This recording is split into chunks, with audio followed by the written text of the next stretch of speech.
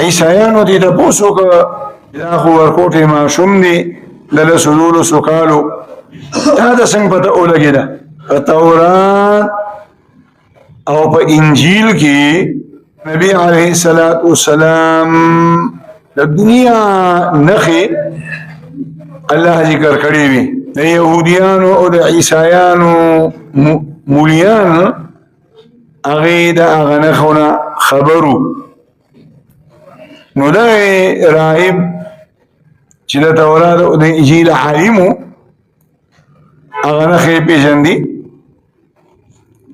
وایي ما یو خو د دې نه وپېژنده چې دا مخامخ د دواړو غرونو په منځ کې کومه دره ده ستاسو دا قافله چې د دې درې نه را بهر شوه او په کومه تیږه او په کومه اونه به چې دا ماشوم راتېرېده د هغه به ورته ښکته شوه او انجیل او تورات کې مونږ دا لوستلي دي چې دا سیز هم د هغه چا لپاره چې کوم د الله پیغمبري او دویم دا چې دا زه د مهر نه پېژنمه بعضې روایتو کې راځي دی راغه د نبي علیه الصلاة والسلام قمیص مبارک اوچت که نو ګسې اوږې باندې د زړه په مقابل کې د نبوت مهر لګېدلی او د سیو په شکل کې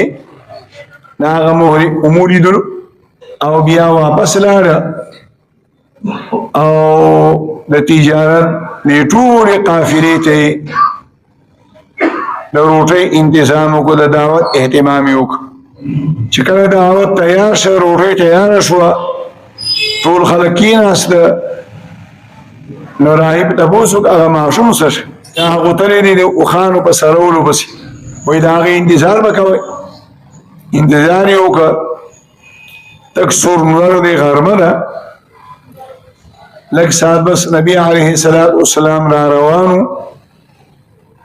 او د پاسه پې سر مبارک باندې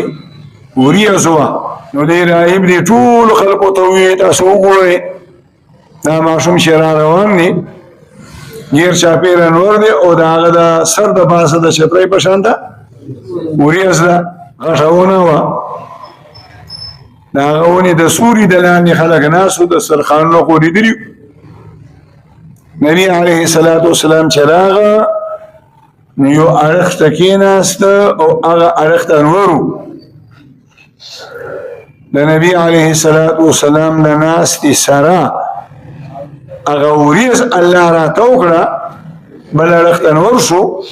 او د الله په پیغمبر باندې او هغه طرف ته چې کوم خلکو په هغې باندې سوری شو هغه سوری الله راته وکړو دعوت مو وشو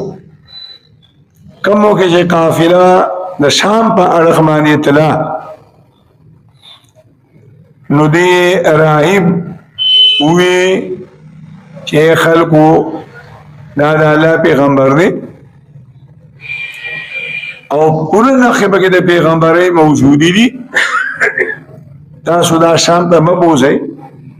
د شام خلک د شام مولیان به وپېژني مړ به یې کړي او بیا یې تپوس وکړه چې د رشته دار خپلوان سرپرست یې څوک دی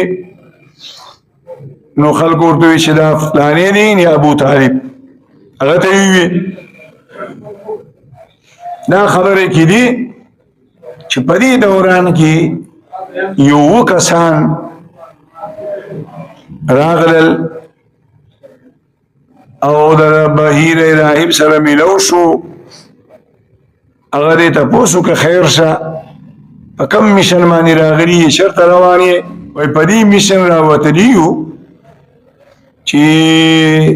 د تورات او د انجیل عالمانو دا خبره کړې ده چې په دې میاشت کې به د زمانې چې کوم آخرنی پیغمبر دی هغه به د خپل وطن په سفر باندې وځي نو د بلک بادشاه حکم کړی دی غیر چاپېره خلک خواره کړي دي نو د هغه په وژلو پسې موږ راوتلي بحیر راهب عالم و سمجدار و هوښیار و ښه په سکون سره اطمینان سره د دې خلکو دا خبره واورېده او بیا ورته تمهید کېښوده، خبرې شروع کړه او آخري یې په خبره په دې ځای ودروله چې دا تپوس ستاسو نه کومه چې د کائناتو خالق مالک رب د کوم څیز فیصله کړي نو موږ او تاسو هغه فیصله وکولی شو رولی شو. نو هغه خلک مو سمجدار او پوه زړه دې خبره پرېوته چې او که واقعي الله پاک د آخرني پیغمبر دنیا ته د رالېږلو فیصله کړي نو هغه انسانان بیا نشي منع کولی. نو هغه وواړو کسانو دقه ځای کې توبه طایب شو او په کمیشن کې پسې چې راوتل هغه یې پرېښودو او حتی کې واپس هم لا نه غړل، هم د دې بحیره راهب سره ایثار شو. دا قصه چې ابو طالب او د قافلې د خلکو واورېده